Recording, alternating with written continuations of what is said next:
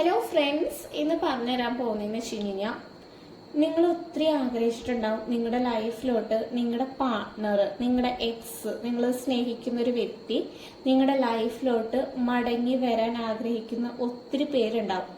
ആ വ്യക്തിനെ നമുക്ക് തിരിച്ചു കൊണ്ടുവരാൻ വേണ്ടിയിട്ടുള്ളൊരു സ്പെല്ലാണ് പറഞ്ഞുതരാൻ പോകുന്നത്. ലവ് സ്പെല്ലാണ് നമ്മൾ പറഞ്ഞുതരാൻ പോകുന്നത്.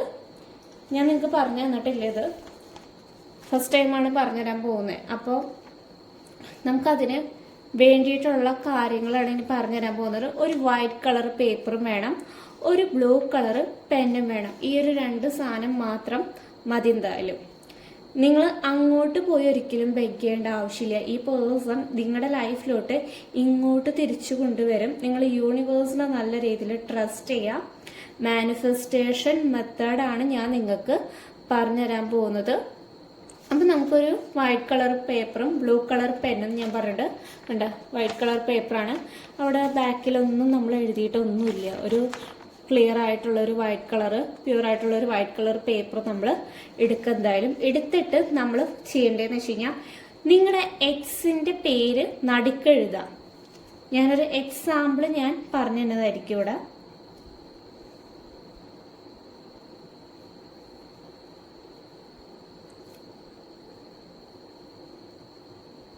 ഓക്കെ, ഞാനിവിടെ എക്സാമ്പിൾ പറഞ്ഞതെന്ന് വെച്ച് കഴിഞ്ഞാൽ രാഹുൽ ഉണ്ണി എന്ന് പറയണ ഒരു പേരാണ് ഞാൻ ഇവിടെ എഴുതിയിട്ടുള്ളത്.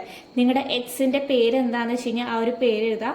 ഫസ്റ്റ് നെയിം എഴുതാം, ഇനീഷ്യൽ നെയിം നിങ്ങൾ എഴുതും. എന്തായാലും അത് കഴിഞ്ഞിട്ട് ഒരു 4 സൈഡ് നിങ്ങളുടെ പേര് എഴുതാം. എന്ന് വെച്ചാൽ നിങ്ങളുടെ പേഴ്സൺ എവിടെ നോക്കിക്കഴിഞ്ഞാലും നിങ്ങളെ തന്നെയാണ് കാണുന്നത്.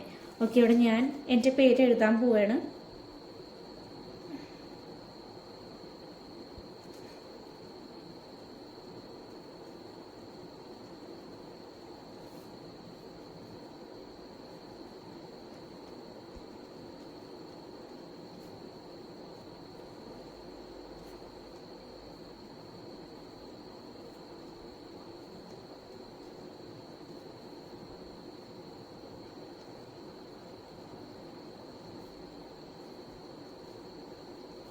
ഓക്കെ, ഇവിടെ 4 സൈഡും എൻ്റെ പേരും ഇനീഷ്യലും എഴുതിയിട്ടുണ്ട്. ഈ രാഹുൽ ഉണ്ണി എന്ന് പറയുന്ന വ്യക്തി നിങ്ങളുടെ എക്സ് 4 സ്ഥലത്ത് നോക്കുമ്പോൾ എന്ന് വെച്ച് കഴിഞ്ഞാൽ എൻ്റെ ഒരു പേരാണ് കാണുന്നത്. രാഹുൽ ഇപ്പം നോക്കുമ്പോൾ എന്ന് വെച്ച് കഴിഞ്ഞാൽ ലെഫ്റ്റിലും എൻ്റെ പേരാണ്, റൈറ്റിലും എൻ്റെ പേരാണ്, അപ്പിലും എൻ്റെ പേരാണ്, ഡൗണിലും എൻ്റെ പേരാണ് കാണുന്നത്. എന്ന് വെച്ച് കഴിഞ്ഞാൽ കാർത്തിക എന്ന് പറയുന്ന വ്യക്തിനെയാണ് കാണുന്നത്. കാരണം ഈ പേഴ്സൺ എങ്ങോട്ട് തിരിഞ്ഞു കഴിഞ്ഞാലും എൻ്റെ പേര് തന്നെയാണ് കണ്ടുകൊണ്ടിരിക്കുന്നത്.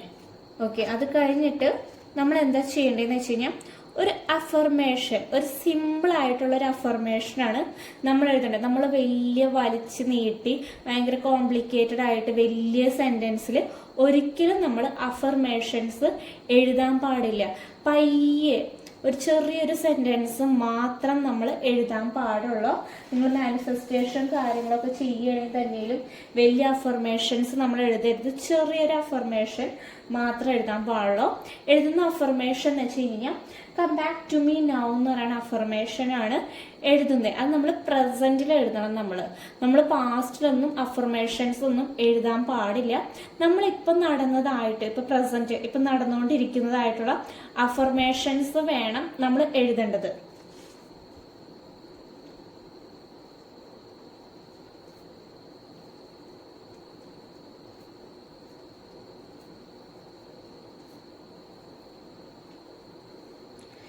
കണ്ട ഈ ഒരു അഫർമേഷൻ ഞാൻ എഴുതിയിട്ടുണ്ട്. Come back to me now എന്ന് പറയുന്ന അഫർമേഷൻ ഇവിടെ എഴുതിയിട്ടുണ്ട്. ഇതിൻ്റെ അടിയിൽ 3 പ്രാവശ്യം നിങ്ങൾ അണ്ടർലൈൻ ചെയ്യണം.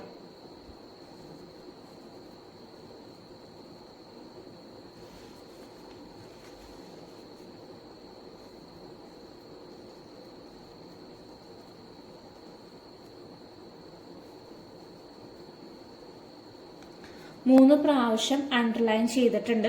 ഇവിടെ ഒന്നും കൂടി ഞാൻ പറഞ്ഞുതരാം. ഇവിടെ ഫസ്റ്റ് നിങ്ങളുടെ എക്സിന്റെ പേര് എഴുതി കഴിഞ്ഞിട്ട് നിങ്ങളുടെ പേര് എഴുതാം. നിങ്ങളുടെ ഫുൾ നെയിമും ഇനീഷ്യലും എഴുതണം.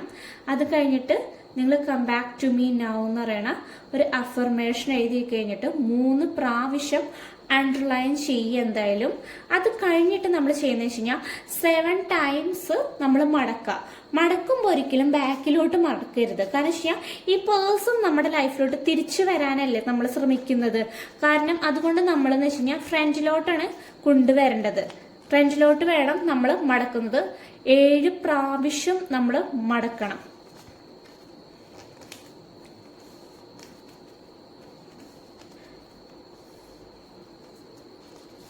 1 2 3 ടൈറ്റ് ആക്കുക എന്തെങ്കിലും ഉണ്ടെങ്കിൽ പോകാൻ വേണ്ടിയിട്ടാണ്. 4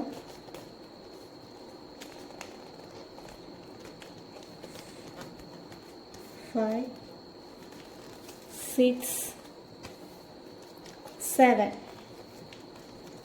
7 ടൈംസ് നിങ്ങൾ മടക്കണം. 7 പ്രാവശ്യം തന്നെ നിങ്ങൾ മടക്കണം.